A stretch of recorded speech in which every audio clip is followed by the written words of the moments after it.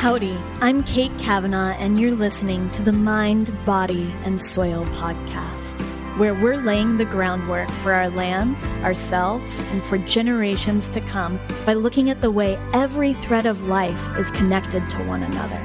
Communities above ground mirror the communities below the soil, which mirror the vast community of the cosmos. As the saying goes, as above, so below. Join me as we take a curious journey into agriculture, biology, history, spirituality, health, and so much more. I can't wait to unearth all of these incredible topics alongside you.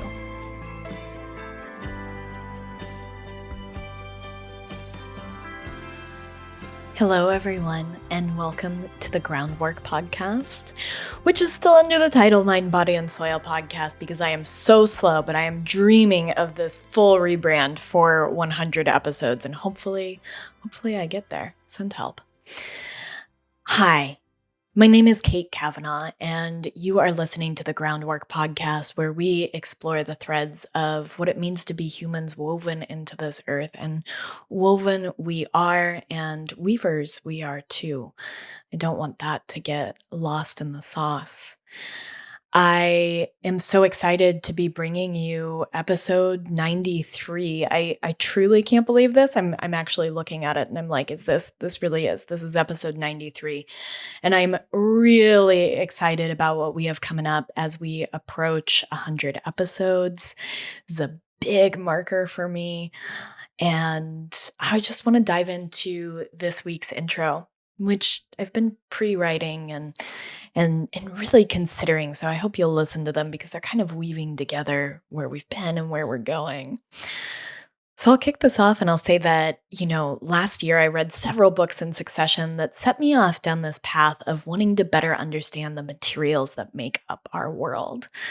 I think it was somewhere in between Ben Goldfarb's exploration of roads in Crossroads and what roads are made of and what they bring to us, and Vince Beiser's exploration of sand in A World in a Grain, and ultimately Ed Conway's book Material World, which explores these materials that make up our world, things like iron and copper and lithium and sand and salt and oil.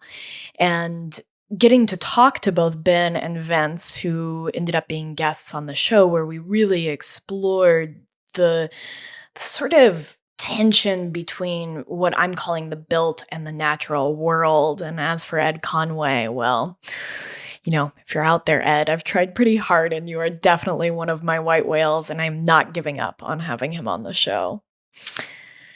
As some of these books begin to really take shape in my mind, I work to explore what I thought of as the ubiquitous and yet unseen underpinnings of our world. I think that through the lens of the podcast, this took shape as first an exploration of infrastructure, those aspects that are foundational to our world that seem to lurk just below the surface, as the word infrastructure really implies. And as I rounded the corner on our exploration of those things like roads and infrastructure for power and water, things like dams, as well as refrigeration and manufacturing and all of the materials like concrete and sand that they used, and how they carried resources to our bodies. And I kept saying throughout this exploration that one of my interests in this is that we used to bring our bodies to resources, and now we bring resources to our bodies. And this has fundamentally changed and terraformed the world. And as I talked about the how we get these resources to our bodies, the resources themselves came into sharper focus. And I think some of this you could look at through the view of Ed Conway's Material World. But this also became about materials that Ed hadn't considered, things like wood and corn, cotton, wool, and oil. And really looking at these sort of organic materials. Last week, we explored corn a little bit with Alicia Galvez, and this week we're going to dive into wood with our very esteemed guest, John Perlin. John's work actually came to my attention through another guest, John Valiant, and his book, The Golden Spruce, where he has a couple of quotes of John Perlin's. That book, which is incredibly compelling and heart-wrenching. I found inside its pages this deep history of our relationship to wood in America. And I found myself somewhere between awe and horror. And I want to talk about this because it is oftentimes a place I find myself when I peek beyond the veil to explore something in depth. I find this double-sided coin of awe on one hand, horror on the other. Awe in the truly astounding ways humans are able to use and move resources, and horror in the astounding ways that humans are able to use and move resources. It is absolutely both. The Golden Spruce showed me a sliver of our relationship with wood through the lens of this wild and somewhat mysterious story. It's almost a great summer beach read, except it's horror because it's true. And it was really only the tip of the iceberg into exploring wood, which we're going to explore a lot of our relationship to wood through a couple of different lenses this fall. And I want to say that, like so many of our conversations here, this episode is about weaving and unraveling complexity. John has truly plumbed human history to explore our relationship to both wood and solar energy since prior to the agricultural revolution all the way through to the current day. His book, Let It Shine, explores the relationship of humans to solar energy, which they often turn to when they have depleted resources, like wood. But the book that we really focus on today is A Forest Journey in its third iteration. John has spent 40 years and a lot of trial and tribulation to bring this book as it is to us today. And this stunning third edition that Patagonia published is taking us through humans' history of our relationship with wood, and kind of incorporating the perspective of the forest. And it is so illuminating. And the book itself is absolutely gorgeous and filled with incredible pictures, absolutely mind-blowing pictures, and this sort of snapshot of our use of wood through the ages. And I was struck by this because, as Marcia Bjornerud pointed out in the episode we recorded together a couple of episodes back, so often history books focus on periods of war, this really struck me, and never on periods of peace. And I've started looking at a lot of history for this podcast, and I've been struck because it was always my least favorite subject, just since I was a little kid. But I found that when I explore history through the lens of something like refrigeration, or in this case, wood, I find the whole world opening up, that you almost need a vehicle through which to explore some of these topics and see their complexity and how much they themselves might have driven history. And I think that wood has been the driver in so many different ways for all of human history, as it has been the main resource, the main material that we have leveraged and built everything on and around. Without wood, we have no fire. We have no tools. And, later throughout our history, we have no larger implements, no ships, no looms, no mills, no water wheels, no wheels themselves, right? I mean, this just goes so deep, and we really dig into it in this episode. And as John will tell you, what we call the Stone Age should really have been termed the Wood Age. And furthermore, debatably, we are still in it.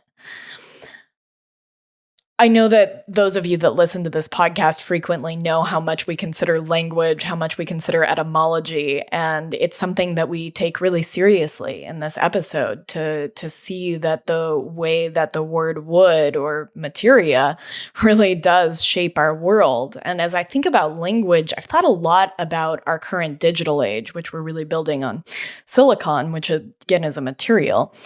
And I see this way that our current digital age pretends to be something that is post-material, right? Something that has happened after our material usage. It is into this new age. We talk about storing things in the cloud, sending things through wireless fidelity or Wi-Fi, where everything is seemingly disconnected from anything material and appears as if by magic. But I want to remind us that the foundations of this magic are anything but immaterial, that the cloud is housed on real servers that require water, power, and materials. And what makes wireless fidelity possible is the lasting support or fidelity of these materials. As we embark on this journey of exploring materials together, some like corn and sand that we've already looked at and others yet to come, I really invite you to recognize the built foundations of your world with a sort of gentle curiosity and reverence. As you're listening to this, maybe you feel the floors beneath your feet, and maybe they're wood. Maybe you think about the wooden frame that exists inside the walls of your house. And again, a reminder that that drywall is also made of a material. What chair are you sitting on? What is it made out of?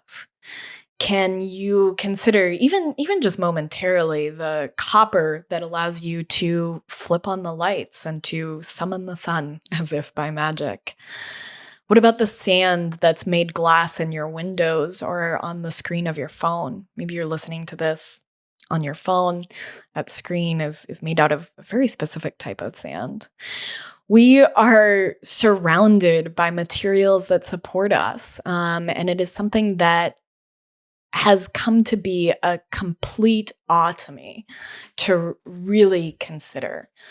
Especially considering that I think that many things that moved us across the landscape prior to the agricultural revolution were things like a need for kindling and having maybe depleted the kindling in a single area. And so this is wood. This podcast is wood. This is materia. This is what we are made of. And I think, and I've said this 1,000 times before, but we become those things we interact with in this discrete or very major exchange of matter. Our food becomes our very cells, but in many ways, I think so do all the trappings of our life. Our clothes and our homes and our furniture, what we interact with on a daily basis. And it's fun to stop and consider the impact of this, as well as the ecological impact that forests have and their potential to have a bigger ecological impact as we go into the future, something that John and I really discuss, as well as just the incredible harnessing of photosynthesis. And it's important to remember that, and John spoke so beautifully, these cycles throughout time where wood eventually becomes coal, where marine biomass eventually becomes oil, where little coccolithophores inside the ocean, which we talked about with Helen Chersky, eventually become limestone. And that limestone is what we burn to make lime, to make things like concrete. And so there is this constant cycling throughout deep time of all of these different materials in a way that weaves together so many of our former podcast guests and is just so beautiful and exciting. And I'm really excited to dive into this episode with John Perlin and his book, A Forest Journey: The Role of Trees in the Fate of Civilization. I have links to his book in the show notes, and I do want to thank very heartily our sponsors for our podcast episodes, both Sundry's Farm Garlic, which it is the time to order both your seed and culinary garlic, and Sundry's Farm makes the most incredible big garlic cloves that are perfect for both, and they are about to start shipping, as well as Redmond Real Salt, which is my salt for all of my late summer preserving and storing needs, as well as my most recent forays into cheese making. And so I've been having some wonderful Redmond salted feta that I just can't get enough of. And I'm incredibly grateful for both Redmond and Sundry's support of this podcast and your support. You are the most important part of this equation, dear listener. And it is your ratings and reviews and sharing of the podcast that helps it grow, that helps new people find it. If you're not aware, I offer to anybody who leaves a written review of the podcast on Apple Podcasts, I'll send you a little note. This week, I'm going to read a review from Nebraska Gina.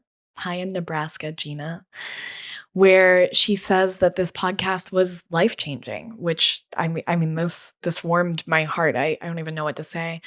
This podcast changed my life. The episode interviewing Alana Collin, author of 10% Human, helped me uncover a disabling disorder. Thank you for tackling these hard subjects and bringing needed information to us listeners. I can't tell you how much that means. My gratitude for every single earball that's tuning in right now is something that I have a lot of troubles articulating, especially as I feel a little reflective coming up on 100 episodes.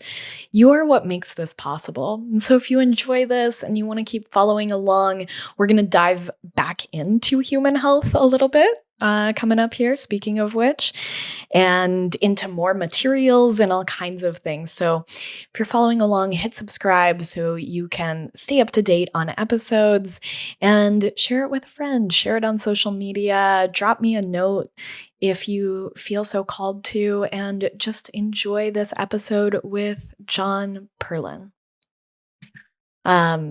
Yeah, so one of the things I was gonna say that really struck me is, you kind of come back to this idea in the book of wood being a materia prima, this sort of, foundational material to what it is, honestly, for what it is to be human, but also what it is to be ecological. And so I was really struck at your ability to hold in the book both how wood touched everything about building what we like to call civilization, but also about how integral it is to ecosystems, that it really is this sort of materia prima.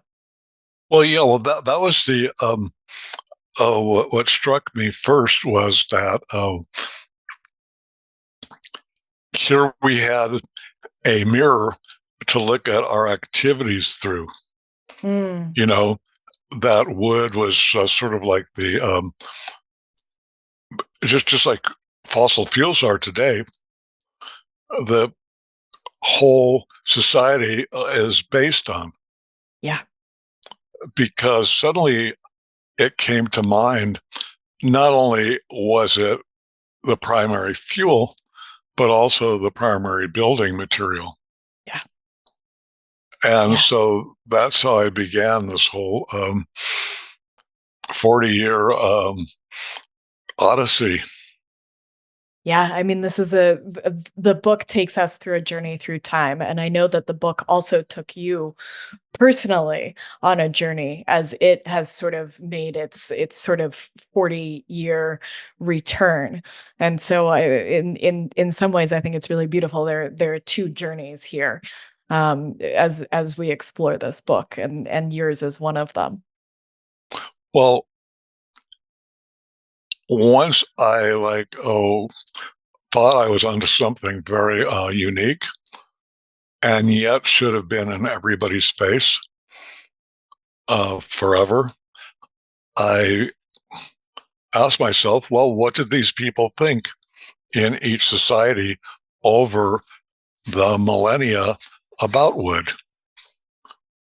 And that's where I had to learn the language of Greek, Latin, oh, even cuneiform and hieroglyphics to see, did these people recognize the significance of wood to their livelihoods? And also, as you said, the ecological aspects included, because I wanted to have a book that was unique and that it was the people of every period speaking rather than me trying to tell, a third person, so you could really feel the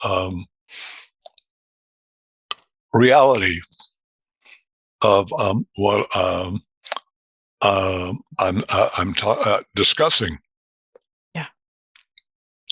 Yeah, I think that comes through too. Like there is this sense of I I hadn't thought of it that way. There is this sense of the reality as you go through each of these periods of humanity's relationship with wood. And I think you see, and I want to bring it back to something that you said that I really love. You see the mirror for our activities in the rise and fall of the relationship with forests from a lot of different vantage points, from an economics vantage point, from a social vantage point, from an ecological vantage point, from all of these different views. And what really was incredible to me was seeing this pattern just recur time and time again. Well, and also that the people of each period, recognizing the consequences of cutting down trees. Like Plato, for example, comparing the Athenian countryside to a carcass without any meat, Mm. because the trees were no longer there to protect the soil against the erosive forces of nature. Yeah. I want to dig deeper into this sort of pattern that recurs, and I have Sure, I sure, have go ahead. and I have some pieces for that. But before we do that, actually, and I hadn't imagined starting here, but I love it when things just kind of drop in where they Right. do. When you mentioned Plato, I want to talk about some of the ways that forests are viewed through a I struggled with what to call this, through sort of a social lens throughout time, because you talk about that initially some of the philosophers had talked about the forests in a way that was maybe a little bit dismissive. And as they realized the the destruction that had been caused, and their dependence on wood, from, again, from this sort of civilizational aspect, but also from this ecological aspect, this changed. And I saw this recur throughout the book, that even the Romans viewed people, who had a large forested area, as being more simple, more plain, in that sort of noble savage way. And I actually went back to Rebecca Solnit's book, Orwell's Roses, where she talks about, during the enclosure of the commons, this way that sort of the British social hierarchy and those upper echelons, that upper crust, first designed nature in lines, and then really went to this effort later on to design nature to look a little bit more wild. And so the way that our social view of things that are forested, or nature in its wildness and outside of our own Cartesian idea of it, shifts as our relationship with these resources shifts. Right. Like, for example, um, the Romans looking at the people in Gaul as noble savages, and we would never think of our European ancestry as, people of the earth, right? Of forest people. Yeah. And yet every civilization began as forest people. For example, Rome itself, was basically, remember, uh, Romulus and Remus being fed by the wolf? What Yes. could be more primitive of a story as that? Yeah. And Rome itself was a forested land. And the Greeks, who deforested their area, looked at the Italian peninsula as we look to the Pacific Northwest, for example. And who Mm-hmm. would think, traveling in Italy together, traveling in Italy today, that this was a forested paradise? Yeah. You couldn't imagine. It feels almost impossible to imagine it. Right, right, and yet it's backed up by both historical accounts, legend accounts, and also many times by the various remnants of we call it relic forests, forests that are too difficult to for humans to touch. Mm, mm, For example, in Crete, which is totally deforested, there's a gorge because it's so steep that the old forest that grew there thousands of years ago is still intact. It's late summer, and I know that for many of us, that means that we are in a rush to fill our cupboards. We are preserving food and putting up the garden spoils of summer. And some of us might even be thinking about next year's harvest. In both cases, I think it's time that we talk about garlic. Sundry's farm makes the most gorgeous, earthy, spicy, delicious garlic in all the land.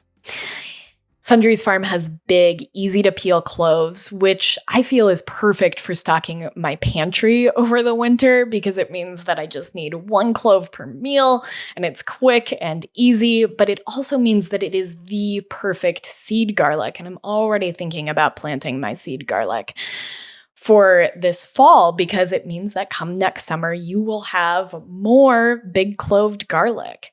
Sundry's Farm offers both seed and culinary garlic, and it is hand grown in Idaho by the most joyful, wonderful hands, Jillian Lukuski and Rob Kropfel, who's been a guest on this show, and it is tended with joy. And there are also no herbicides and pesticides, and I really like that. They have incredible land management practices. And for those of you, especially those of you that are planting garlic, it is certified white rot free by the state of Idaho. So, not bringing white rot to your beautiful soils at home. But I think that the best part is the flavor. For me, flavor is a doorway, and Sundry's Farm garlic is spicy and piquant, earthy, and somehow a little bit citrusy. So, whether you need seed or culinary garlic, Sundry's Farm has you covered with hard and soft neck varietals like Music and Chestnut Red and Purple Glazer. In fact, I have a braid of Purple Glazer in my pantry right now, and the purple veining on the paper of this garlic is only dwarfed in beauty by how delicious it is. Sundry's Farm garlic is available for pre-order with shipping beginning in September, which is right around the corner, and I mean that this time. It is days away. Explore a wide range of varietals and grab bags for planting and culinary needs both by going to sundriesfarm.com. That's SUNDRIESFARM.com to pre-order seed and culinary garlic for the year with shipping beginning in September, which is right around the corner. You don't need a code or anything like that. Just be ready to plant and eat some incredibly beautiful garlic. Now back to our show. Yeah, it's these places that are really inaccessible. It's funny, up here in New England, there's a little tiny bit of old growth forest, about 40 minutes from where I am in Vermont. And it's because it's so inaccessible. And I also had the pleasure once of standing on a little bit of prairie that had never been plowed, totally unplowed, intact prairie. And it was on the edge of this really steep hillside that prevented it from being plowed over the years. And so I didn't know that that was the term, that these are relic forests. Yeah, forests that are in such a place that's so inaccessible that they sort of tell you Mhm. what used to be everywhere. Yeah. And I want to come back to that used to be everywhere because wood was so ubiquitous. And I think you have this beautiful passage towards the beginning of the book that I can read, though it's a little bit long, about just how integral wood is to every aspect of how we build what we consider history, right? That this is heat, this is a source of cooking, this is a source of extracting metal from stone, of building the implements associated with agriculture, with crafts, with warfare, with construction materials, everything from brick and cement and lime and plaster, things about housing, using it to boil down seawater to make salt, which is critical to us.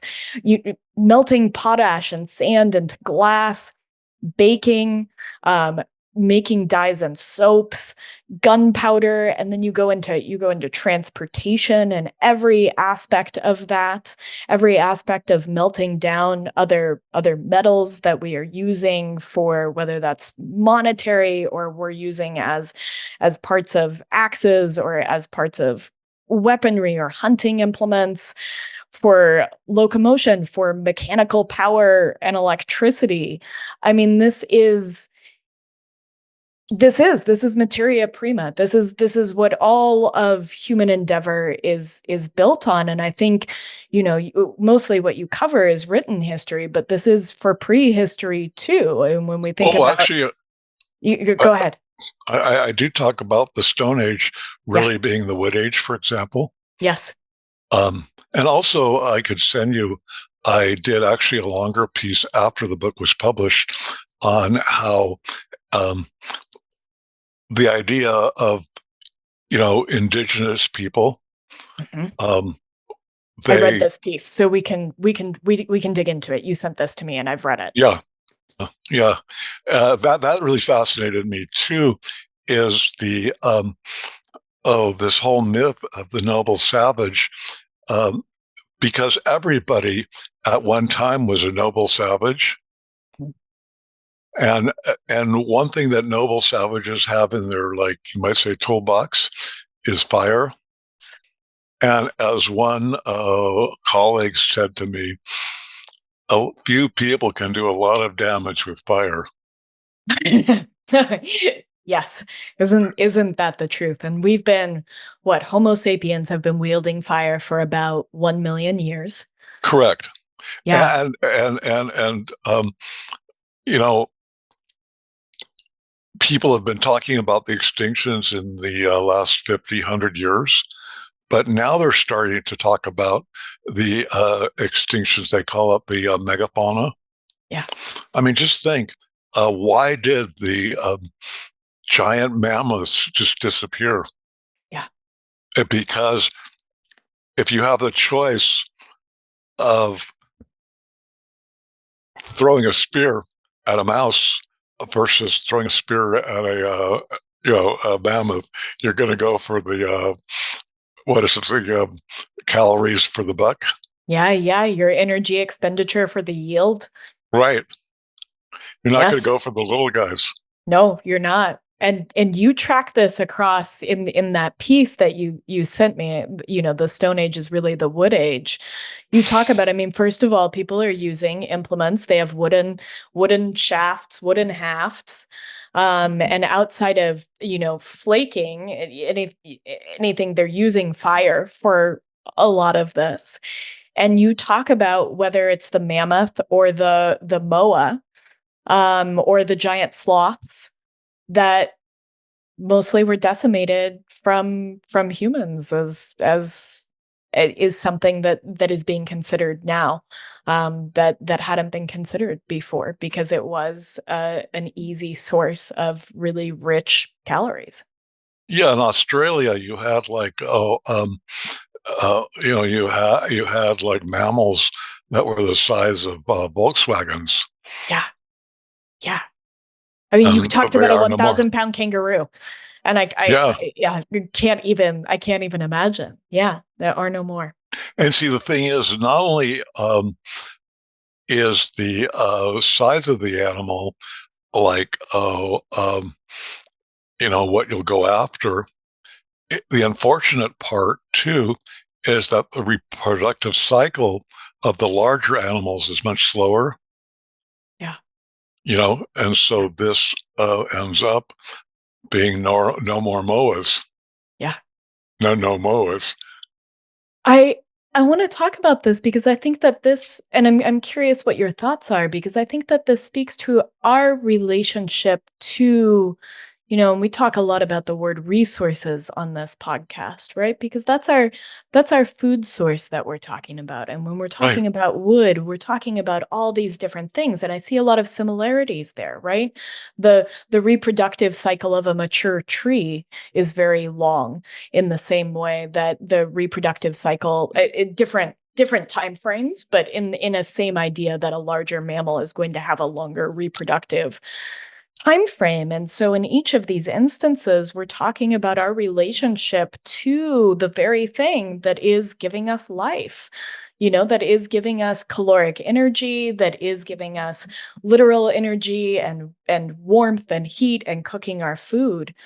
And so I'm just curious what, in looking at both of these kind of time spans, what you think that says about our own relationship to this. Well, I think the islands are just a predictor of what goes on a continental level, in that in an island you lose everything much quicker and you see it going, while on a continental level it goes a little slower. But to think of, like you said, like Vermont, when Vermont was all like white pines, Hmm.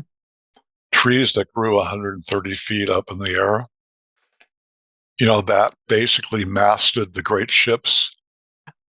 And I don't think you see those today. No, no. And so what we've done is this movement westward,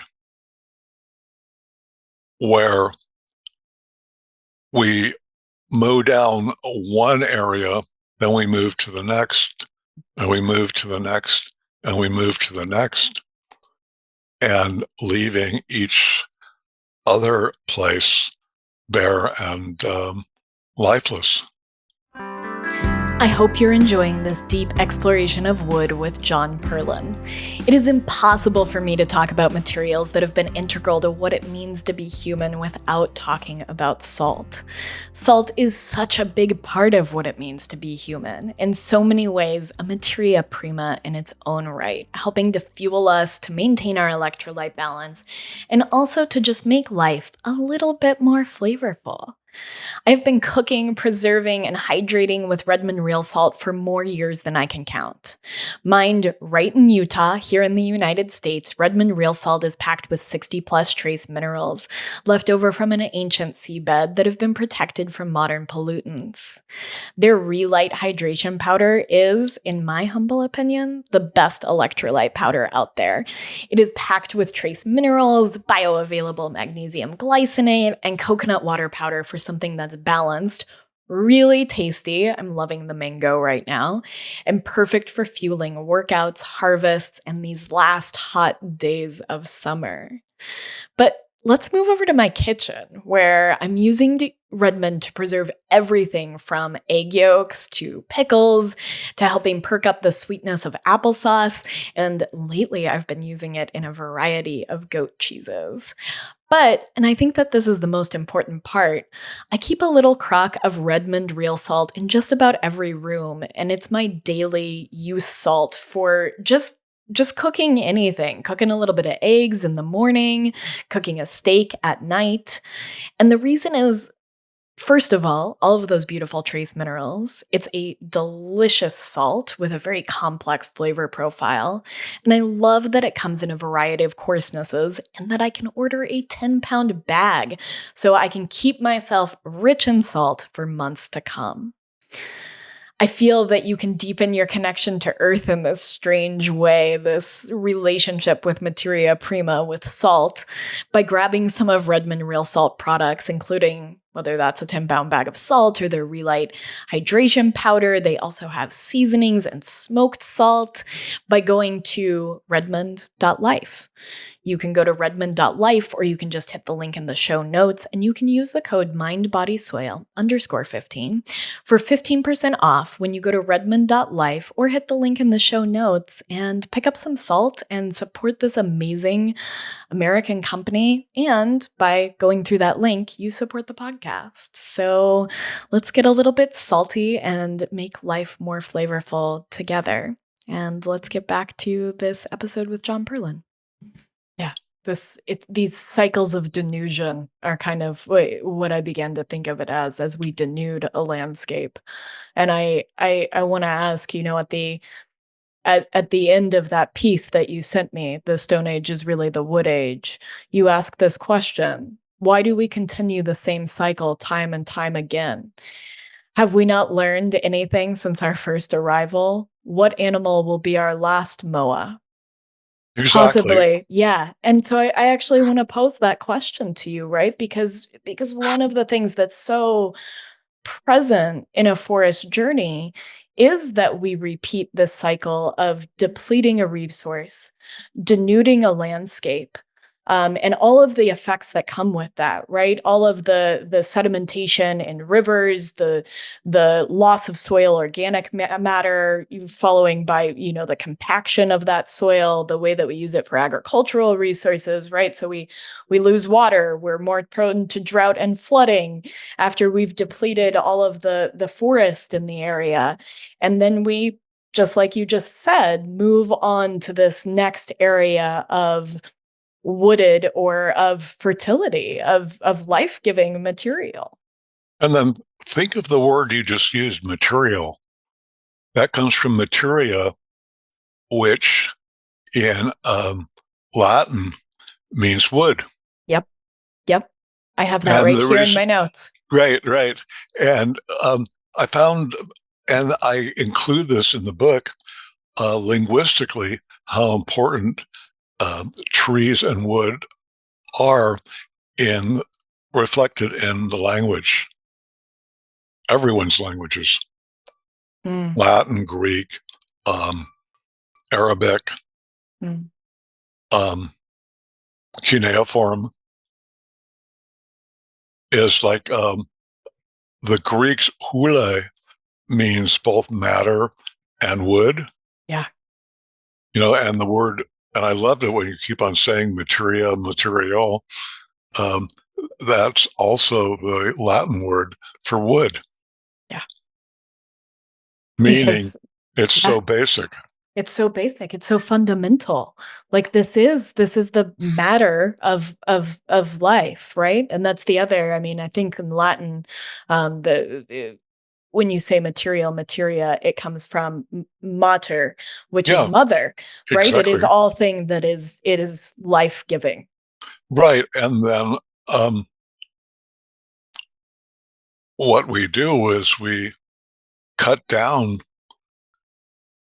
our life-giving trees. And one thing we should add is that trees, and this is all in the book too, are the only form of carbon sequestration that we have on the planet. Yes.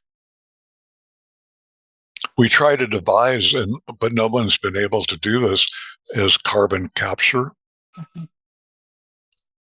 in an artificial way, but it's the forests that have been doing this over the last 380 million years Yeah. on the planet. And that's how the book begins, with the rise of the first true tree.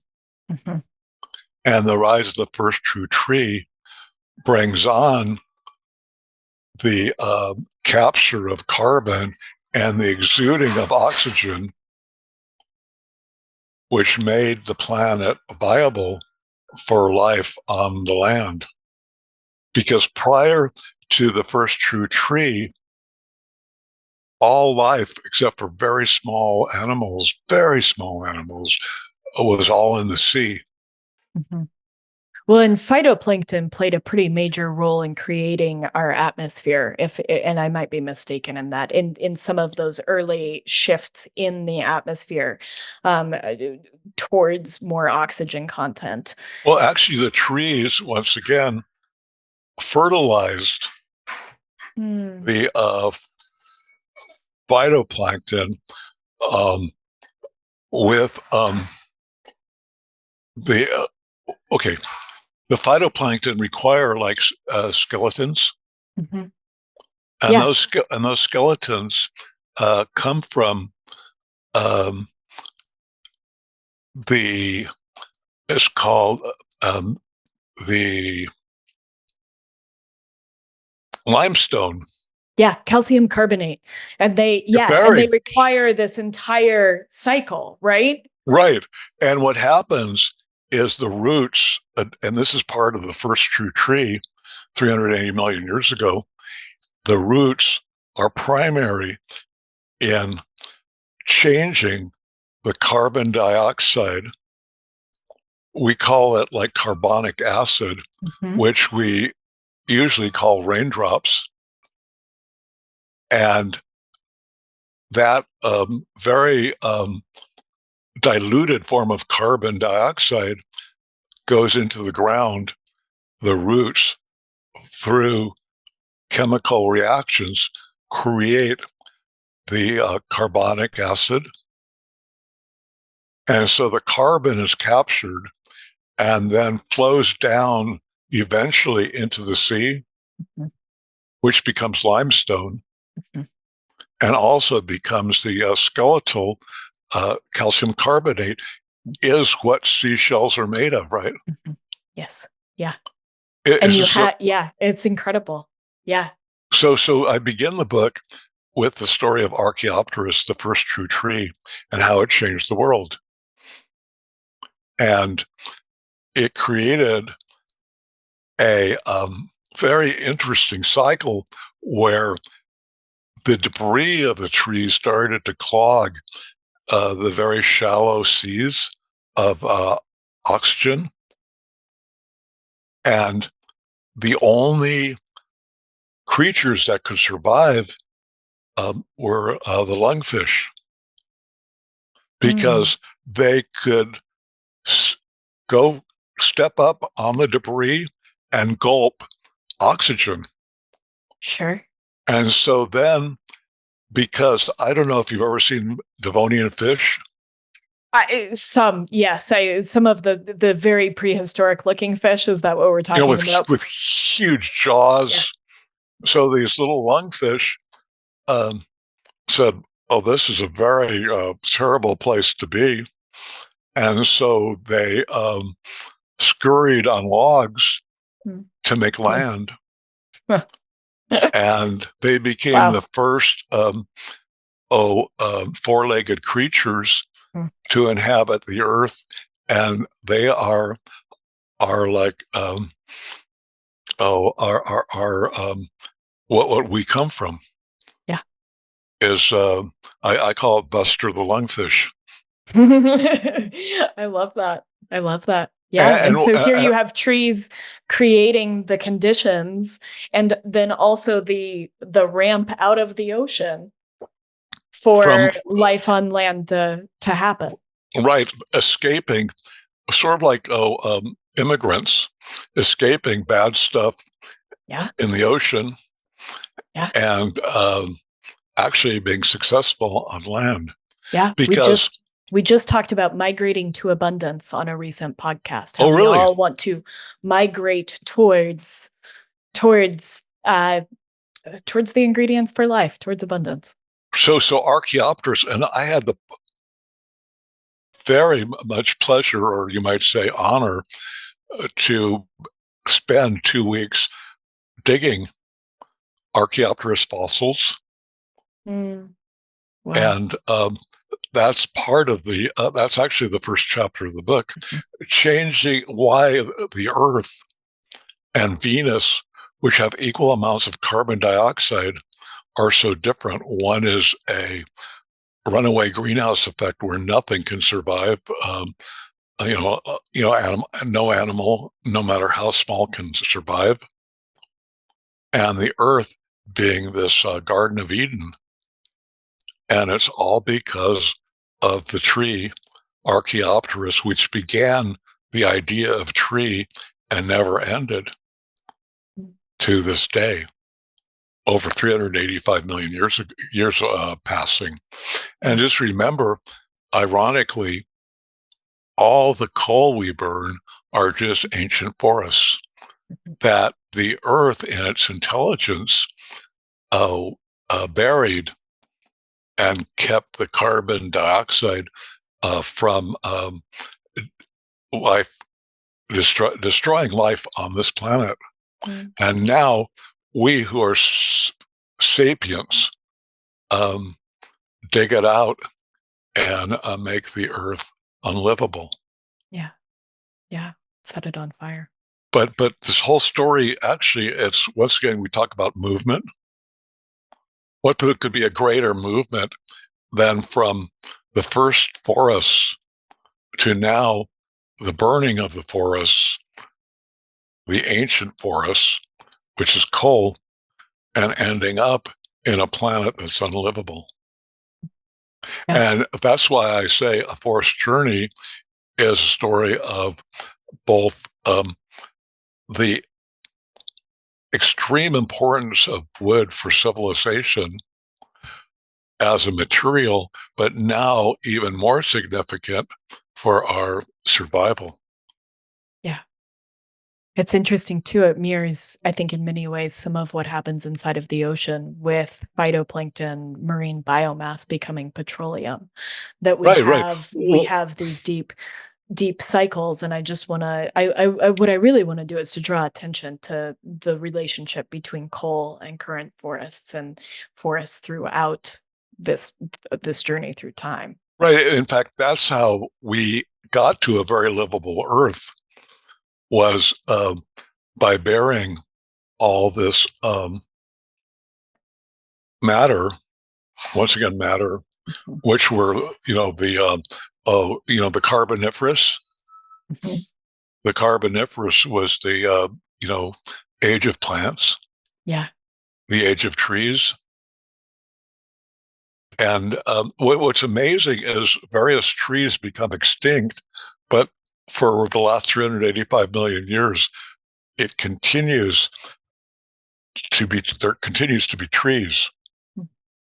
And also, what's very significant is the lungfish, which had four limbs. All of the animal kingdom has four limbs. I mean, we are tetrapods. I mean, here's my Mhm, two, right? And then the legs. mhm, And then I asked myself once when I began the project, well, how about birds? Well, they have, wings mhm. and then they have feet. Yeah. I love that. We're all So, tetrapods. so here, and what's fascinating is the first tetrapod fossils are only found in areas where Archaeopteryx, the Okay. first true trees, um, fossils are found. Yeah. So there's this relationship there from the word go. Right. And it was all created also, now that I think about it, it was all created by wood because the debris from the forest robbed the oceans of Yep. oxygen and provided you might say, the boats Yeah. The on for, ramp. the on-ramp to make it on Earth. Yeah. I wonder, John, I wonder if you might weave one more little piece in for us. And I wonder if you might weave the sun into this too, because I want to come back to this towards the end. But trees and plant life being this incredible reservoir for capturing the energy of the sun Oh yeah, in I mean photosynthesis. okay. That's quite interesting too, because in 1804 photosynthesis was discovered, Mhm. and then in 1860 uh, they discovered that trees were the major remover of carbon dioxide that made the planet livable. So we've known since 1860 that trees are essential both for the growth of society and also for the survival of society. Mm. And in fact, any settlement, like for example, when people came from Asia, they only appeared when there were trees available because, once again, if you wanted to cook anything, you needed fire. Yeah. And if you wanted to stay warm in cold places like Alaska, you needed fire. And fire actually is the only thing that differentiates us from animals, other animals. Mm. They think of You it. They think of it. Um, and not only do fires, they not only allow us to survive in extremely hostile climates, but they also provide us with the means, as you mentioned earlier, and it's covered all in the book, is the various ages of metal. Yeah. So that really struck me too. What really struck me is, why do they call it the metal ages when it should be called the wood age? Yes. Because this is so, and I wanna just I wanna really quick tie a bow on this, Okay, that go. we as human animals are the only animals in the animal kingdom that require this outside heat source, that use this outside heat source of fire. Is Well, that well, what the you were saying in terms of what makes us different? yeah, what actually allowed us to land everywhere on the planet Yeah, to expand outward is fire. is fire. Yeah. Well, both in the sense of keeping us warm in very like challenging climates. I mean, you could never have moved to, say, out of Africa. Yeah. We would have remained just like the various. Oh, this is one of my favorites. Um, the all the other great apes, Yeah. and what confined the other great apes from expanding was they never were able to understand. It's an extremely challenging skill to Yeah. realize that this material out there, combined with you know striking a oh you might two rocks together, friction, you get something that differentiates us from all other animals. Yeah. I mean, And there's a that's reason they call it domestication. I mean, I think that I always find that to be a profound thing to consider, that we domesticate fire, that our understanding of it, of something that is incredibly complex. right. Because what happened is, for animals, when they see like a fire raging in, say, the savannah, they would run for their lives. And we were able to contain it and to use it to expand. Yeah. And so then I want to say, you use a really specific set of words here, when you talk about, so we kind of, talking about how fundamental fire is to us expanding, and I mean in every way, whether that's our evolutionary line or us as humans out of Africa. But then fire gives way to something, and I love that you call it this. You call it material culture, and I don't know if I had ever heard I don't even the all of the exploits and creation and paraphernalia and necessaries of human civilization to be material culture, that we begin to use fire to manipulate other resources, and to change our relationship to other resources, to stone, to metal, to I mean to wood again and over again, and so fire becomes the basis out of which I think in many ways all other materials in civilization are born. What really is striking is that, except for 5% of the metals on the earth, the other 95% come from rock, which only contains a small amount of the metal. And what we have to do is to heat that rock so the metal pours out, and then we throw away the rest of the material as slag. Yeah. That then might become our next material. I was struck by that in where are we? Are we in Mycenae when this happens? The copper, and we discover that the slag of the copper contains a lot of iron, and it ushers in the Iron Age. I have a whole bit on this because Yeah, it just as we ran fascinated out of me. material for fire, Yeah, so we started to mechanically remove the iron, which was in more of abundance than the copper ore actually, and yeah. it introduced a whole new civilization, you might say.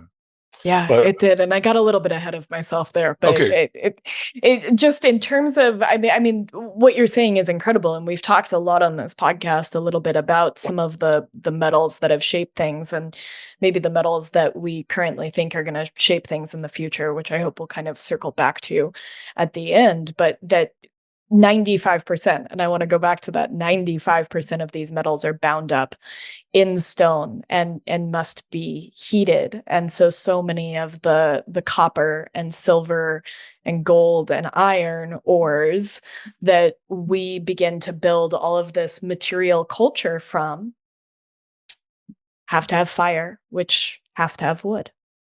right, and it's the Metal Ages that really transformed everything because it just uh, caused a outflow. It just for example, you have two groups of people. One has wood and stone as weapons, and the other has iron. Iron always beats out stone and oh, wood, but iron is derived from charcoal, which is wood um, made into a more efficient fuel. Mm, And so, for example, in Africa, the iron cultures always, as every place else, like in Alaska or wherever, always like one out.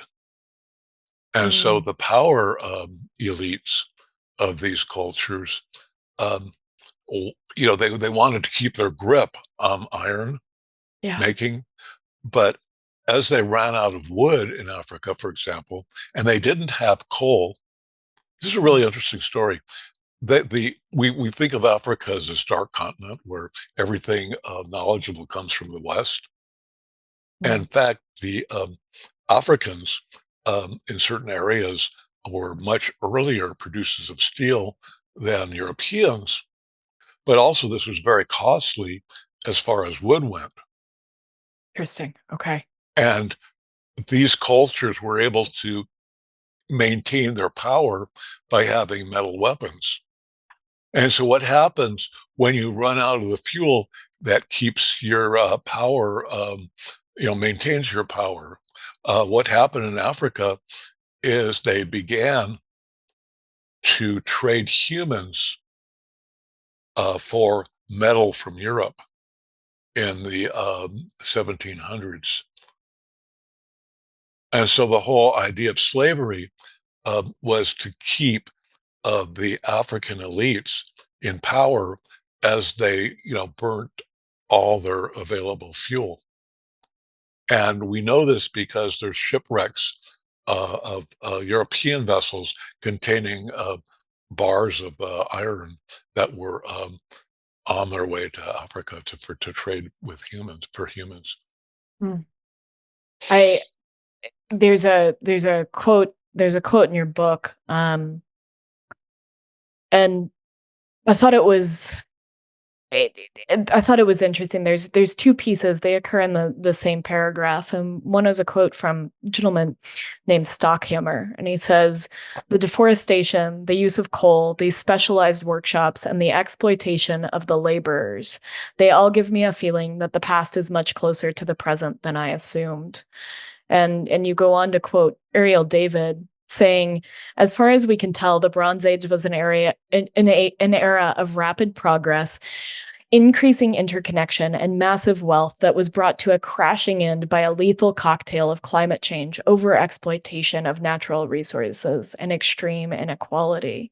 And when you were talking about this in the 1700s and the need for more metal giving rise to sort of the beginning of that part of the slave trade, again, you see this cyclical thing happening where you run out of this local resource, and that begets, oftentimes in the book, it's more warfare, more conquest, more going outside of your space to secure wood as a resource, and exploitation, both of natural and human resources. Well, I'm glad you mentioned the Stockhammer story because a forest journey, and this shows you its very practical use, um, was the stimulus for the archaeological expedition. I got Mm, an email as I was working on the new edition of A Forest Journey um, that how much they appreciated my book because it stimulated them to look at what deforestation does to a society. And that led them to explore the gases, the in people's in corpses dental, sure. and they found great like you might say uh, contaminants of fossil fuels in these corpses' teeth, which also shows something very fascinating, that we think of pollution as something new, and pollution has been going on for like thousands of years as humanity uh, builds great industrial uh, machinery throughout. In fact, the island of Elba, for example, um, its Latin name was the island of smog, Oh, wow. because that's where they oh, use fire to remove the iron from the ore. Mm, yeah. I mean, this act of we've talked about mining a decent amount on the podcast, and I always think about this, you're sort of turning the earth inside out, you're and setting its innards on fire, and that there are very far-reaching effects of doing that. And I was struck, you have this whole piece sort of following the production of silver, in the Roman Empire, and silver smelting, and as more wealth is spent more extravagantly, running out of enough fuel to smelt the silver. And I loved the way that you kind of show the rise of this economy and then the fall of this economy based on their relationship to wood. And it also called to mind, I did a podcast with a woman who wrote a book called Dust, and about the dust particles of civilization, right? That cover all of our smooth surfaces. And you can track the rise and fall of the Roman economy in ice cores, because I think it's lead is a byproduct of the smelting of silver, and that lead dust got into the atmosphere and then settled at in the north glaciers, and so you're actually able to measure that amount. And so just Well, to speak actually, to that sort of pollutive force. well, actually, it wasn't wood dust. It was actually CO2 that you can actually measure in the ice cores Yeah. with the proliferation of the Roman Empire, which was we don't think of these cultures as industrial, Oh, and they are. oh yeah, yeah, and taking a heavy toll on the earth. Yeah. And in fact, one of the problems, and it'd be interesting to have a discussion, is everyone points to the increased CO2 from the Industrial Revolution Mhm. as a turning point, Mhm. but no one talks about the vast deforestation of the last two of the of the last 200 years.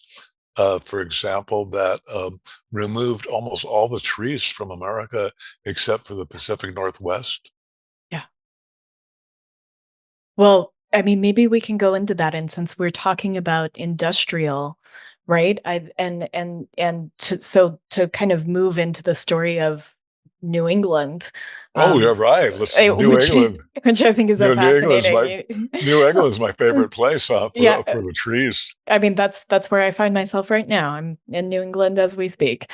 Um, I have to touch on this industrial piece, right? That we don't think of Rome as industrial, but I was struck when I was reading A Forest Journey that you see this massive industry crop up in concentrated city, what we would call an urban area, and you see the industry of pottery, of different metallurgy and different creation of different metals, of maybe it's glass. You see the heating of water in the bathhouses, and so you see industry really crop up, and all of that being dependent on the forests and the wood around it.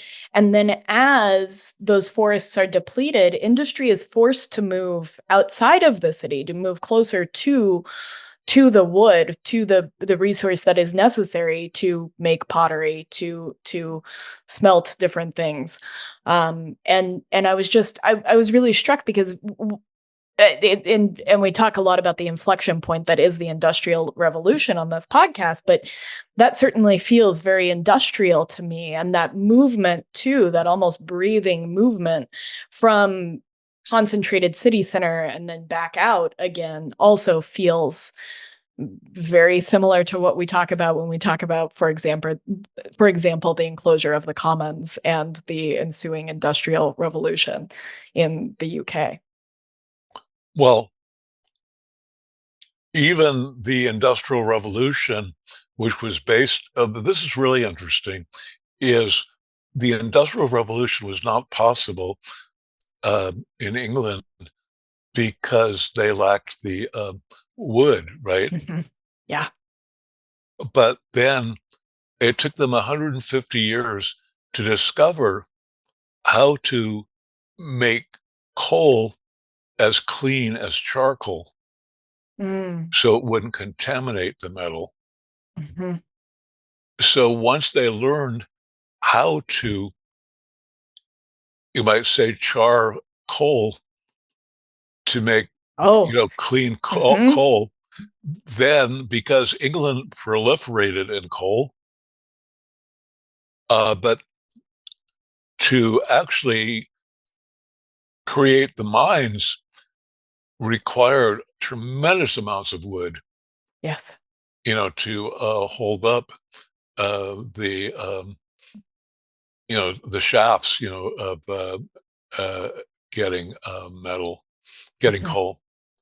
And so until they discovered how to create coal like charcoal, they were tied to the same amount of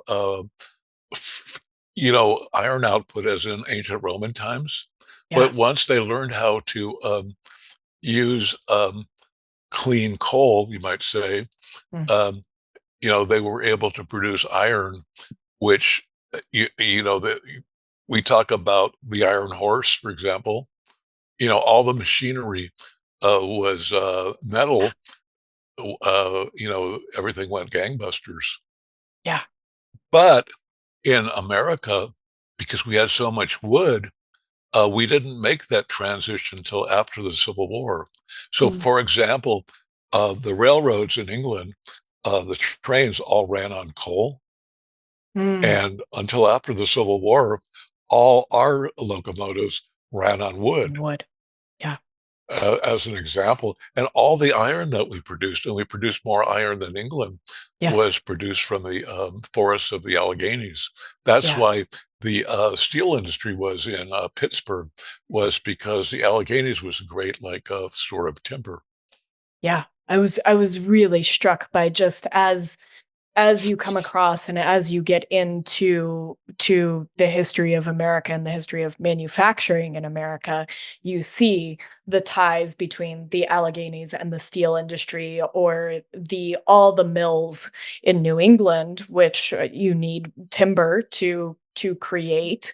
All of these mills and the industries that they run off of, whether you have a textile mill, or whether you're milling grain, or all of these different things is brought about by this massive amount of timber that's in New England, and also is a part of that, and we touched on this very early on, some of that tension between America's and England's in England, as they're looking for mast wood.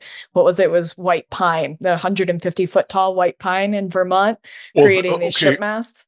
okay, there is the great story of New England. Um, the first flag of New England, of Massachusetts, was the pine tree flag. Mm, The first coins of Massachusetts were the white pine coin. wow. And that was because the wealth of Massachusetts, which also at the time owned Maine, Mhm. was its wood. And that brought the first real conflict between the English and the colonists, because the English wanted the white pines to grow into what they call masting timber, Mm. because the ships, are you familiar with the ships on the line? I don't think so. Okay. Well, the way they used to do battle was they got these monstrous ships with like 300 cannons, and they'd all line up, right, you know, each side would line up and fire at each other. Now, can you imagine the size of the mast that was required to stabilize this, you know, constant, like, you know, firing of cannons? I can't imagine any of it, John, and I know I read somewhere that it was almost an acre of forest per cannon, I think, on these ships, the amount of Yeah, wood that it took to build these ships, and so I can't imagine the mast, I can't imagine the ship, it feels almost unfathomable to me. yeah, and so the great conflict between England and the Americans began because the Americans wanted to make money, and one of the biggest money maker was turning the masting timber, which the English wanted intact, into lumber,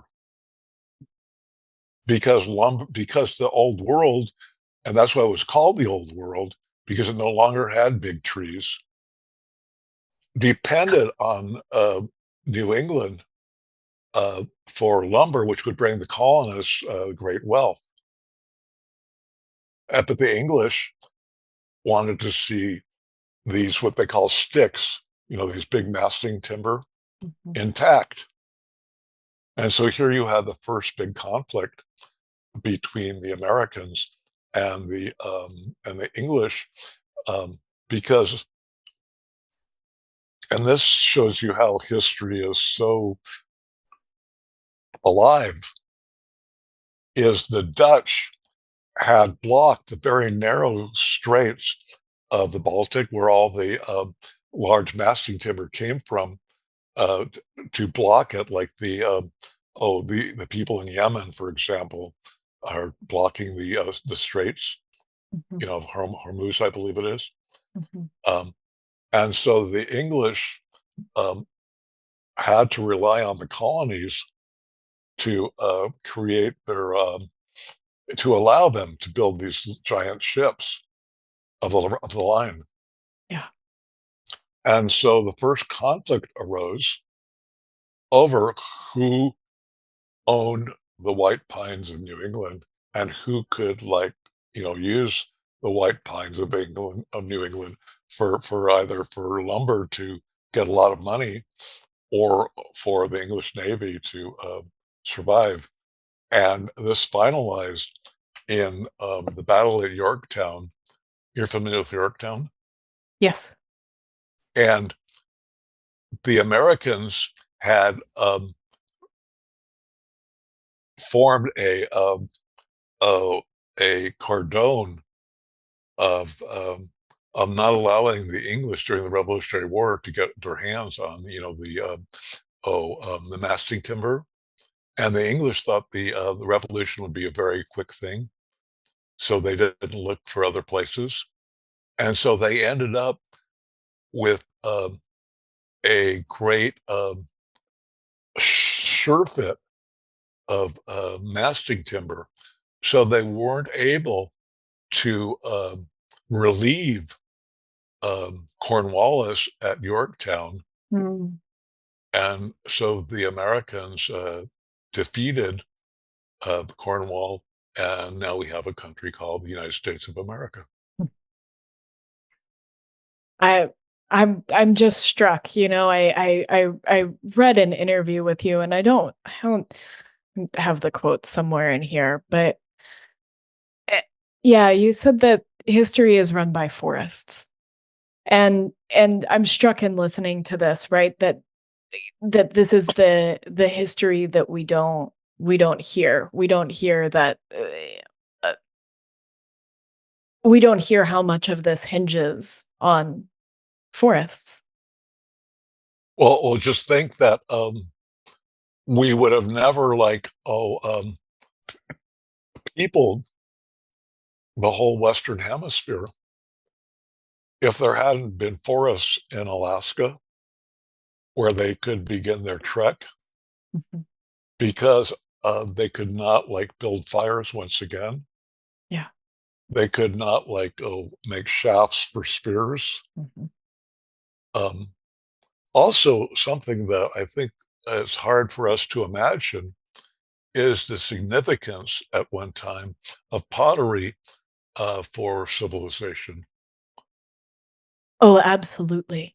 I mean, when you're Because, talking about yeah, go ahead, go ahead. I would love to dive in. okay, well, before we discovered that burning rocks could give us metal, we discovered that burning earth could create pottery. And there was no other way of, containing anything Yeah, without pottery. yeah. In fact, you mentioned the big industries in Mycenae Mhm, of Stockhammer. mhm. These were pottery works Yeah. because on all the ships, for example, all the shipwrecks they find, um, all the cargo is in amphoras. Mhm. And so just like we have in fact, when you really think nothing has really changed, when, you see these container ships, Oh, well, yeah, I mean, containerization massively changes everything. right? It allows, once again, it allows, you know, um, us to move things. Yes, and And I yeah, go ahead.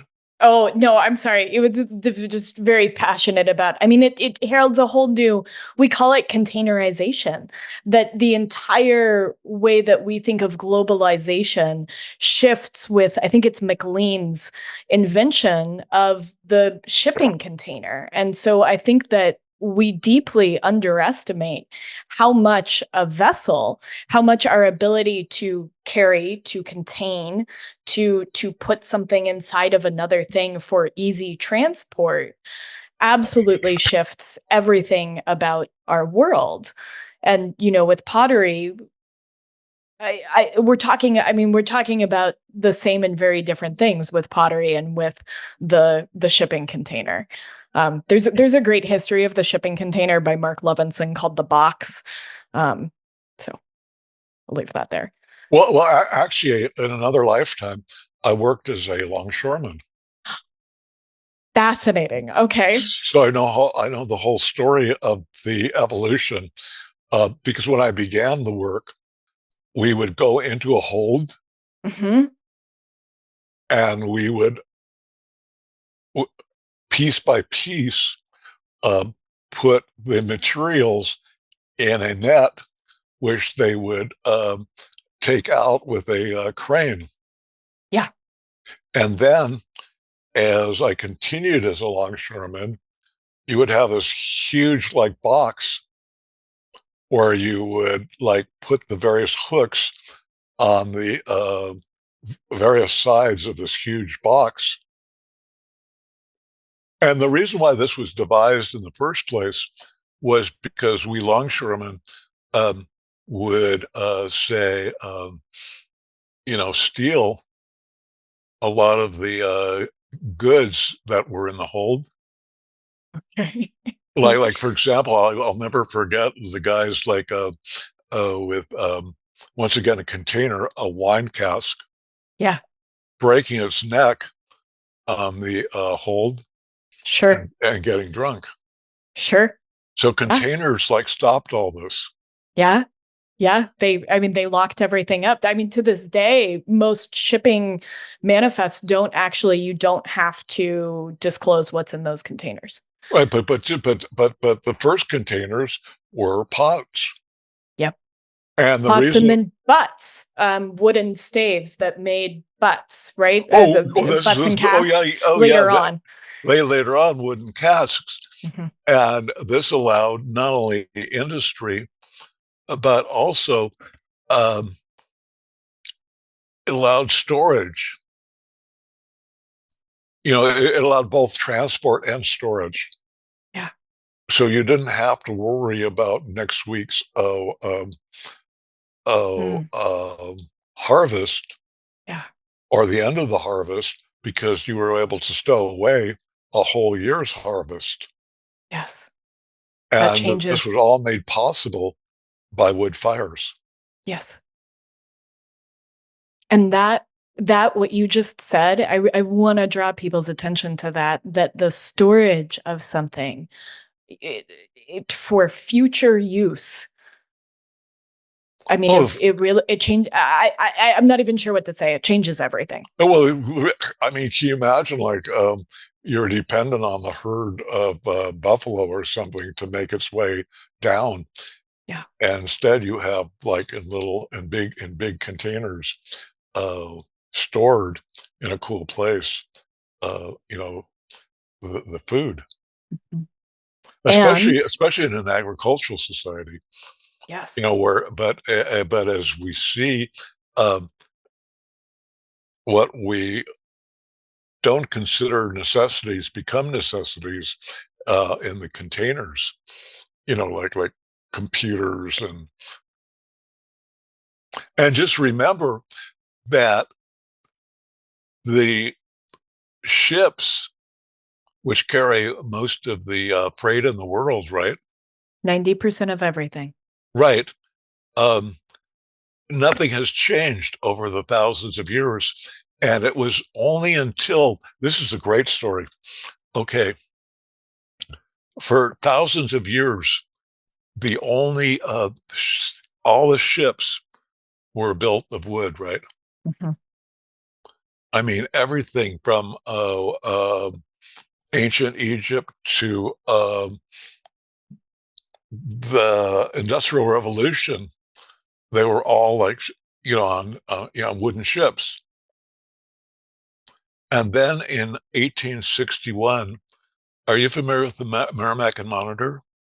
Only because you mentioned it in a prior conversation, but please tell people Right. about the Merrimack and the Monitor.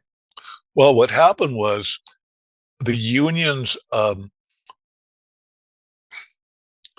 only way the union could survive was to create an embargo on, the South from getting industrial goods from England Mm. because the, South was a mainly agricultural society, while the, North was, industrial. So they created this line of wooden ships, cordoning the South. So then some guy said, why not put iron plates on a ship? And so the Merrimack, Merrimack, the South put iron plates on it, and it started like crashing the Union wooden ships. And there was an immigrant in New York who had pleaded with the Navy. Oh, his name was John Erickson, to try his metal ship, the Monitor. Suddenly, when they were seeing this disaster, this upcoming disaster, they told John Erickson, let's go with your ironclad. Not ironclad, your iron ship. Yeah. Because nobody believed that iron could float. This crazy Sure. immigrant, right? Hmm. And suddenly, the whole survival of the Union rested on John Erickson's Monitor. It was a total metal ship that floated almost, it just had the top of where the guns were on the surface. Hmm. And so the Merrimack and the Monitor went at it in Harper's Ferry, Virginia, for about 10 hours. And they fought to a draw. Mm. But because the North was industrial, they started building hundreds and hundreds and hundreds of monitors, which Sure. carried artillery, floating artillery. And remember, the South is, its virtue was the rivers. Absolutely. Yes. So the monitors would be these artillery pieces that would float up the rivers and attack the Confederacy placements. And so from that day on is when we started looking at metal ships.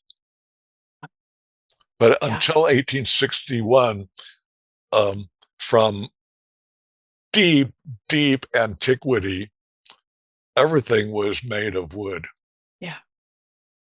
In Yeah. fact, we would not have, the Europeans would have never been able to come over to the Western Hemisphere without Yeah. wooden ships. Needed the wood. Right. Absolutely.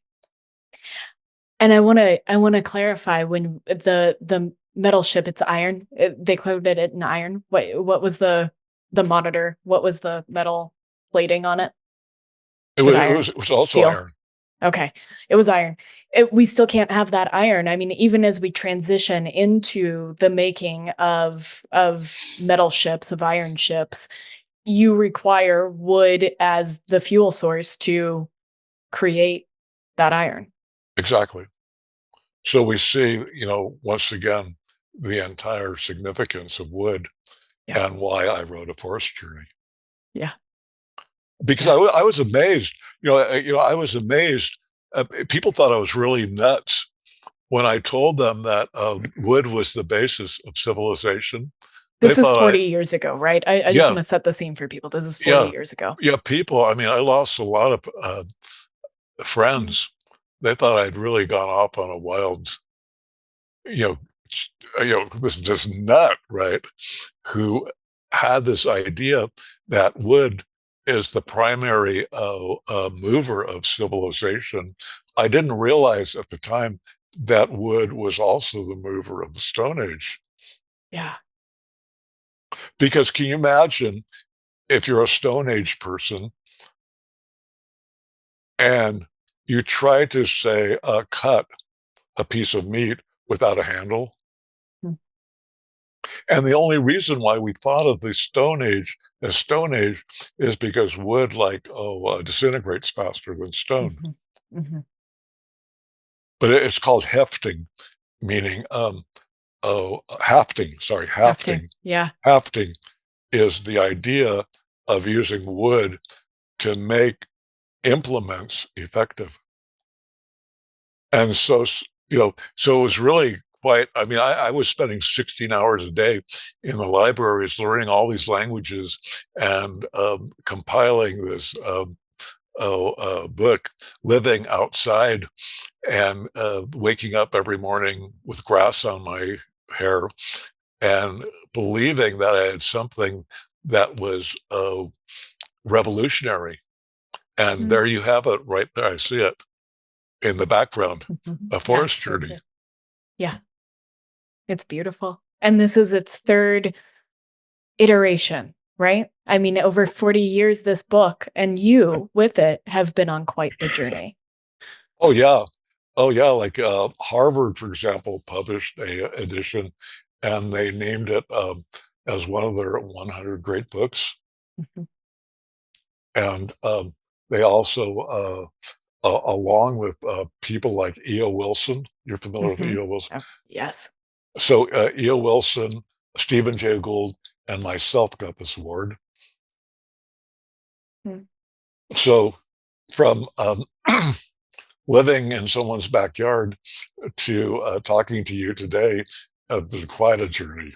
Yeah, quite a journey. And that includes, prior to that, being a longshoreman, which I did not read about in any of the articles about you. During that shift of containerization. Right, right. Actually, I saw the docs, just totally uh, convert from Yeah. from where you had like crews about 4 or 5 people for each hold. I mean, I remember one of the funny stories. This would make you smile. Was we were on a Greek ship and we couldn't open the hold, and so we asked for grease, and the Greeks thought we were like making fun of their nationality. Mhm, mhm. But you were just looking for something to grease the opening mechanism of the hold? Right. You'd have like you'd have high up like a winch, Mhm. and it would pull the hold up, open, roll the hold out. Fascinating. Amazing. I mean, John, first, I just want to acknowledge, I mean, this book is stunning and the journey that the book has been on, that you have been on, that civilization has been on, that forests have been on is stunning and is contained in its pages that I would be remiss if I didn't point out to everyone who wasn't already thinking it that they are made from wood.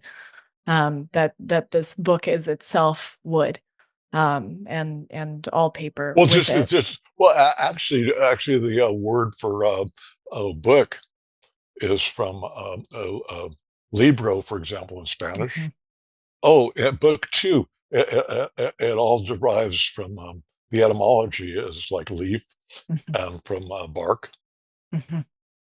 because It's the amazing. first, in fact, there's a whole chapter on language and wood.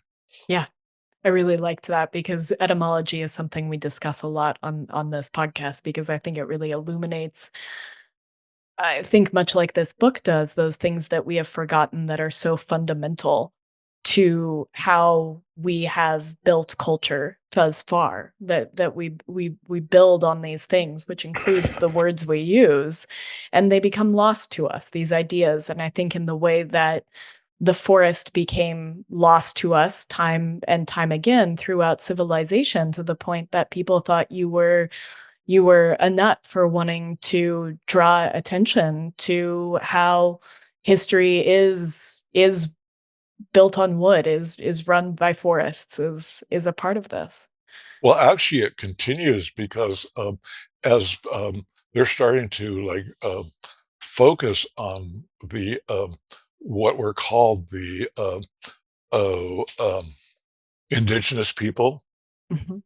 They're finding that these that that we're all human beings, and that the disappearance of these cultures, we didn't realize how rich they were and how much they, you know, follow the same story as all other civilizations, you Yeah, know, because we're all people. yeah. It kind of brings us back to the beginning, that relationship between us and those resources that are so critical to life, that we often exploit, that we often deplete, that we often, and then we repeat these cycles throughout history. And I have this question sort of as we start to wrap things up. We are at, whatever you want to call it, this precipice where I think we really see some of our folly and in the way that we've treated these things. And I wonder what you think as we look towards, what we might call the next energy transition. As somebody who has quite literally written the history on wood, which has fueled us for the last million years, and on solar, which has fueled us in a surprising number of ways that we didn't get to touch on from your book, Let It Shine. And what you think about this moment in time. Well, I find the tragedy is the bifurcation of what we know and what makes a profit. Mm, And so we know, for example, that we're in crisis. You know, I mean, every good science paper talks about this, but because of you might say self-interest, and because of lots of wealth is embedded in the old ways, we there's this bifurcation of our knowledge versus greed that creates this. I think it's a what would you call a Greek tragedy, where we mm, have the knowledge. We know that trees are essential to keeping the earth cool. mhm, We know that trees are essential to precipitation, to rain, mhm. The transpiration and the water cycle. transpiration. We know that trees are essential for protecting the soil. Mm, We know that trees are essential for the wildlife, and yet because of certain greed, I mean, look. People are talking about, for example, building new homes, so we cut down the trees.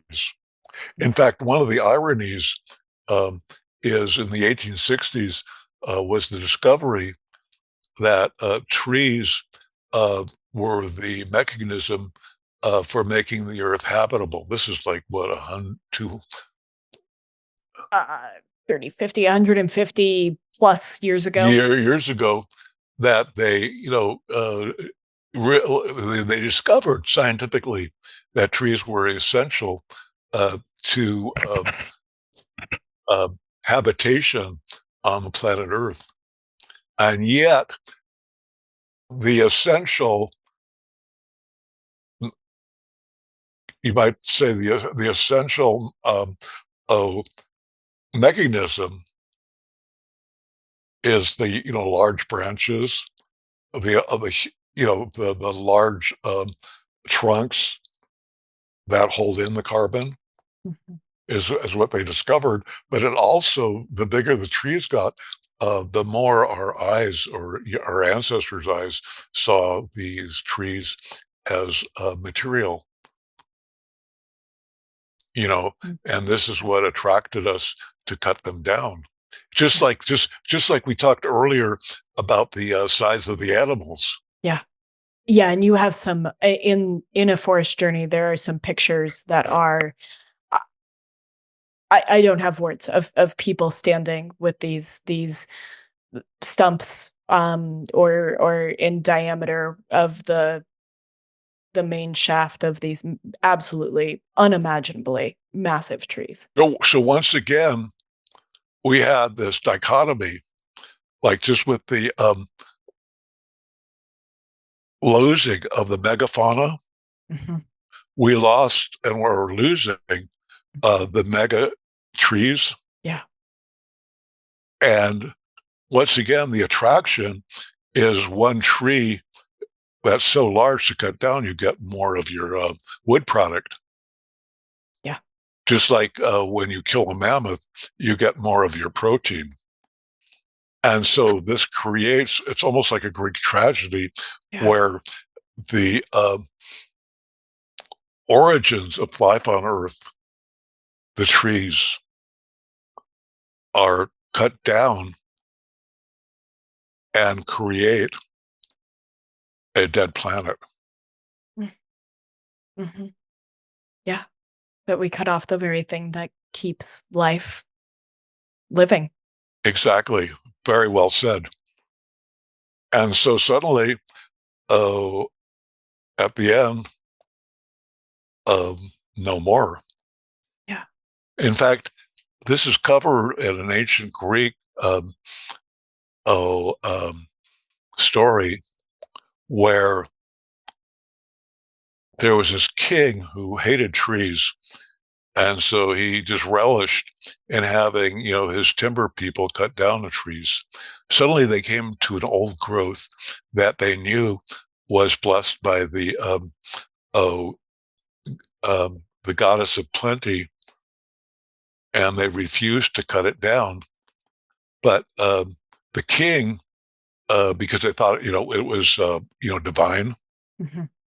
but the king who just relished in cutting down the trees, you know, just pushed away his axeman and had the tree cut down by himself. And then suddenly the gods got so angry at this that they created in him a insatiable appetite. And so no matter how much food he got from the countryside, no matter how much food he got by boat, he got hungrier Mm. and he ended up eating himself. And If this is a story of this is I think a very appropriate story for yes. what we are discussing. Yes. I mean, it is an insatiable desire to consume. I came back to the first time I read one of your quotes was in uh John Valiant's book, The Golden Spruce. I had done an interview with him, and he has this quote in Fire Weather where he talks a great deal about fire, and he says that the old boomtown prayer is, "Dear Lord, give us one more boom. We promise not to piss this one away." And so, you know, what I hear in that story, right, is that we have these insatiable appetites and this what you called the bifurcation between our knowledge and this insatiable appetite for money, this sort of profit driven bottom line, and the dissonance between these two things creating this Greek tragedy. I think very much I would say that it is both of these cycles that you explore in a forest journey throughout all of these different sort of civilizations. But I think that there's also something different about this one. Well, it's the same like it's like a fugue or like a rift. Mm. It's just they're different rifts, but it's the same baseline. Mhm. And Mm. that's what I think makes the forest journey like eternal, Yeah, because it's the story of us now. yeah, it is. It is the story of us now, and I wonder, what do you think now? What do you think about this point that we find ourselves in, especially as somebody, as we turn towards the idea of solar energy, Well, that's and that's that's the best example. Is solar energy, electricity from solar energy is actually cheaper that than by fossil than produced by fossil fuels, and yet because of the entrenched interests are trying to you know, stop it by passing various, restrictive laws that, that allow um, the more inefficient industries to survive. Mhm. Mm. And so this is the tragedy of humanity that's pictured in this story I just told you. Yeah. Yeah. And then suddenly we end up, um, eating ourselves. Mhm. And once we eat ourselves, we are no more Yeah. because there's no more of us. Mhm. Or as they say, there's no more Moa, no No Moa. more Moa. No more Moa. Yeah.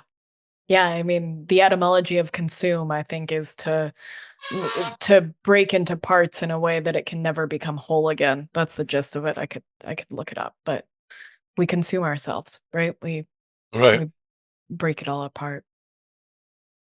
Well, John, I mean, this has been a fantastic conversation for me. I'm curious as we wrap up. Is there any big thing that I missed that you want No, to touch on, that you want to go back to, that you want to leave people with? no, I just hope everyone reads the book. Yeah, well, we're gonna talk about it a lot on this channel and on social media, and make sure that as many people as we can reads this book, because it is just absolutely fundamental. It is material prima for understanding Well, our once relationship to again, the I world. love it that you use the word material Yeah. because materia is wood. Yep. And Because this is wood was essential, is essential. At one time, it was the essential material for everything. Now it's essential for our survival. Mm, mm. Yeah, thank you for that, because you actually just brought it, because we had how wood brought us out of the ocean, how it changed the oceans, brought us out of the ocean, how our relationship to wood facilitated the expansion of humans across the globe and our material culture. And now we depend very much on wood in trees in the ground growing in forests for our survival. And yet, if you go up, say, to Humboldt, like I did about 6 months ago, you see these vast, like, timber depots with Mhm. thousands and thousands of pieces of trees, just sitting on these, you know, vast land of asphalt, Yeah, uprooted. yeah, yeah. I mean, It's it's unfathomable. I mean, See, I think the volume is unfathomable too, and I think you touch on this. I think sometime between 1811 and 1867, you talk about 5 billion cords of wood being removed from New England. Am I right? Yeah, that's what it was.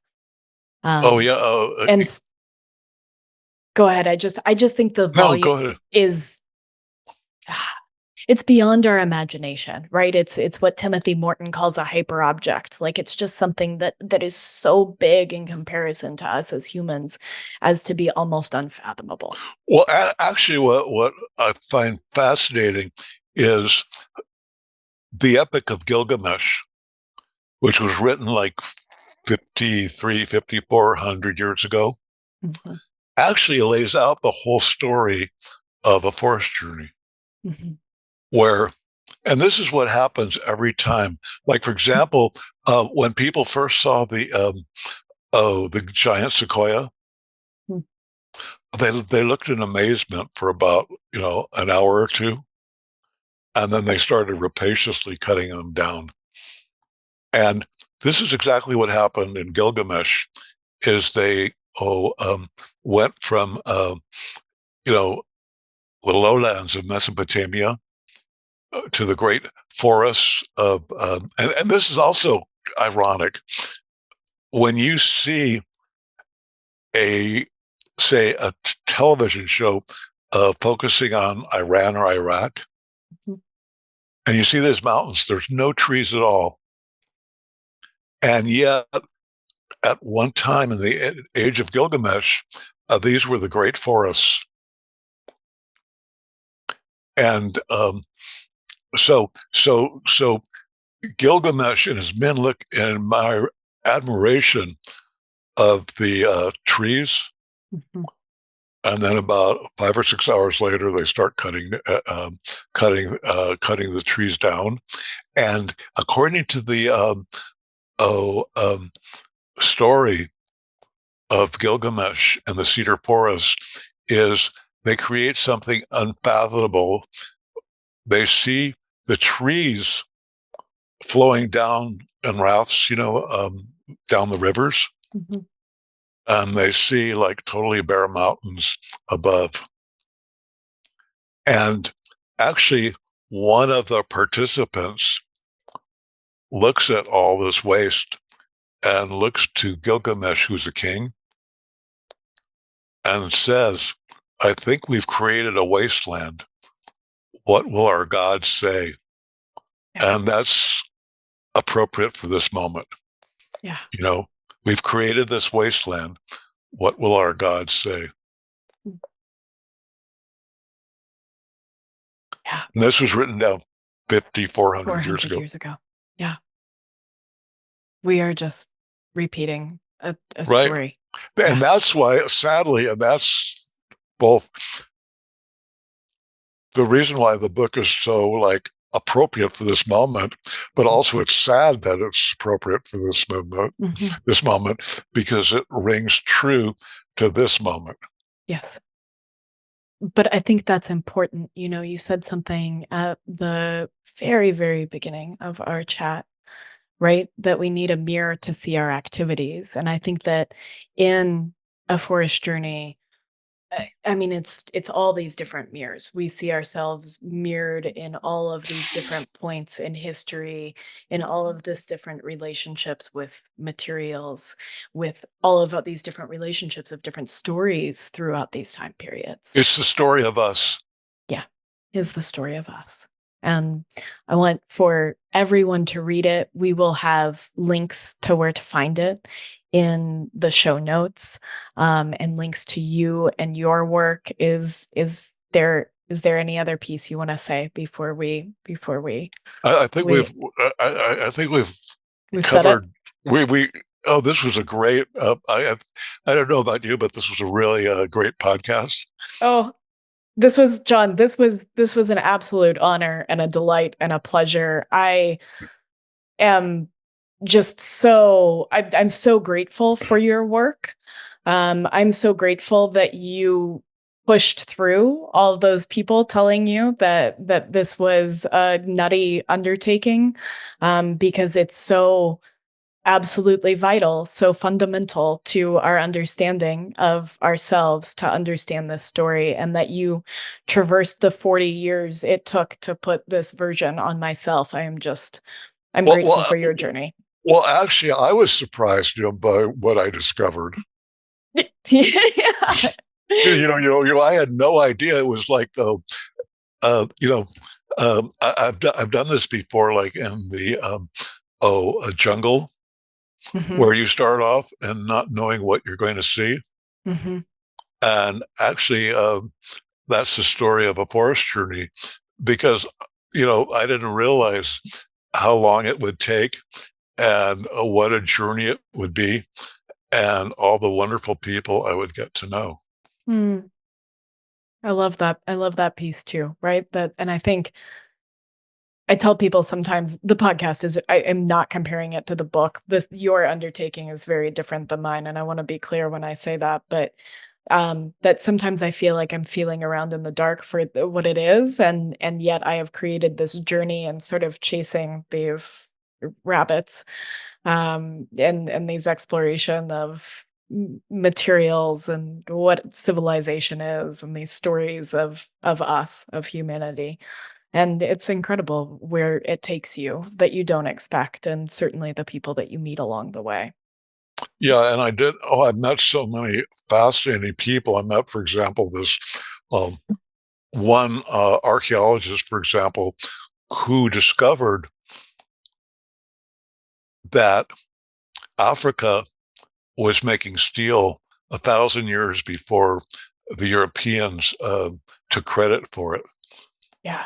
And for people to think that Africa is like some dark continent where only Christianity, only Western thought could, make it alive, Mhm. was in for a big surprise. Mhm. And his discovery actually made Time magazine. And also, and this is, I would have liked to talk about this. He also, Throw it in. before, We can always edit it into yeah, a place or whatever it is. also the same archaeologist in his days in Santa Rosa, California, he fought the wineries from removing, the redwoods for Mhm. vineyards. Good. Actually, this is a story too. We could continue because this is actually a story in Rome where Cicero, who was a senator in Rome, um, railed against the wineries for cutting down the oak for vineyards. And so we see this repeated and repeated. Yeah. I mean, it's kind of incredible. I'm laughing because it's almost I mean, it's not comical, right? There's a massive gravity to the fact that we keep repeating this story, but it almost feels so you wonder how the hubris of continuing to repeat this story, the inability to see, especially, when you have people saying you're repeating this story throughout time, when you have the Epic of Gilgamesh telling you this story 5,400 years ago. Well, just think of this: elephants roam freely in what's now Iran, Iraq, Israel, in the I great didn't know that. forests there. You know, I had no idea. they've actually found multiple uh, um, remains Sure. of Yeah. elephants in the entire Middle East. And then we also have monuments of these very macho, um, nothing really changed it. I mean, these macho rulers bragging about how many elephants they killed. Mm. Oh, and this is kind of amazing too, how these macho leaders brag about making the journey to the cedar forest. And the cedar forest actually changes in geographical placement all the way westward through Turkey because they cut down the forests in Iran, then they Mhm. go to say another part of Mesopotamia. They then go to Turkey, and I've been in Turkey um, for a number of weeks, and there are no trees either there. Yeah. I mean, we think about these when I think about these landscapes, I do not think of them as being a forested space. And I mean, it just speaks to how long lasting that denusion, that denuding of the landscape is, and how much it changes, your shifting baseline, right? That the children born into that landscape don't see it as a landscape, don't know what they're missing, don't know to look for to rebuild the habitat that can facilitate the trees being there, because they never see it. And things can also change somewhat, where I am in New England, it used to be 100 years ago, it was 20% forest and 80% pasture because of our exploits that we discussed on the podcast. And now it's the opposite. It's 80% forest and 20% pasture, But but do it's you very have young. do you have white pines growing like 130 feet tall? No, no, Circumferences like with no. you know uh, um, where 7 or 8 people could had to hold hands to circumnavigate the trunk. No, not even close. Not even a no. Well, listen, we could talk all day, but I think Yeah, we should. we should wrap it up. But this has been great. I hope we. Oh, I really hope that we continue to, communicate John, I and would work love that. together. John, I would love that very much. And so let's stay in touch via email and calls, whatever works for you. Okay, I'm here, and I would really love that. And I just thank you again for taking the okay, time to talk with me and for your work.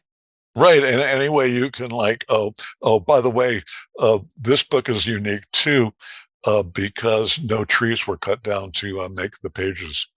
Mm, I So will it's a, talk about that too in the intro. I want people to know that. yeah, yeah. That was uh, my desire to have a book on trees that didn't kill a tree. Yeah. So is it all on Post what are the consumer. post consumer? Yes, and I noticed that your references are online too And that was to another to that was save another that point piece. to save, to save, you know. Yeah. Yeah. I did not miss that, and I will talk about that in the intro as well to point people in that direction.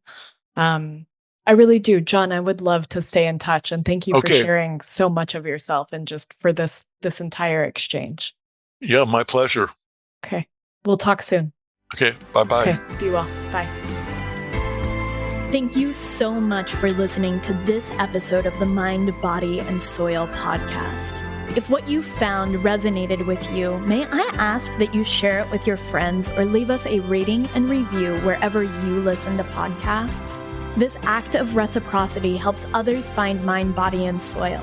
If you're looking for more, you can find us at groundworkcollective.com and at Kate_Kavanaugh, that's KATE_KAVANAUGH on Instagram. I would like to give a very special thank you to China and Seth Kent of the band All Right for the clips from their beautiful song Over the Edge from their album The Crucible. You can find them at All Right on Instagram and wherever you listen to music.